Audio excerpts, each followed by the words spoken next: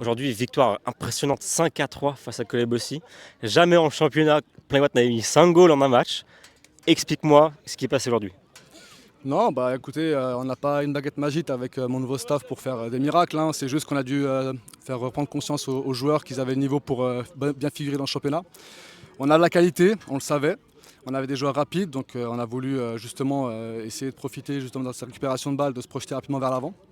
Et puis bah voilà, on a su concrétiser et bravo aux joueurs parce qu'ils ont fait une grosse semaine et aujourd'hui ils sont récompensés des efforts.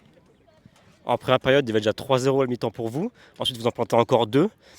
On sent quand même Collet qui est revenu aussi un peu en deuxième période. Est-ce qu'il y avait de la fatigue pour empêcher de continuer sur la même voie que la première mi-temps?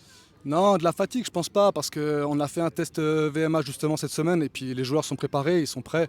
Là, simplement, ce qu'il y a, c'est qu'aujourd'hui, on voit que le classement, l'enchaînement des défaites a fait que certains garçons, voilà, dans les temps faibles, ils ont de la peine à gérer ces temps-là.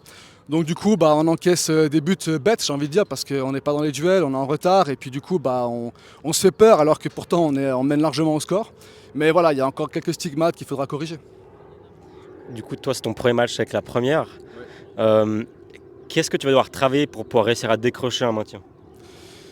Non, travailler, écoutez, là il nous reste 9 matchs maintenant, donc ce qu'il faut c'est prendre un maximum de points. Moi, voilà, nous on a des principes de jeu avec mon staff, on va essayer de les mettre en avant. Maintenant on ne pourra pas tout révolutionner en l'espace de quelques semaines.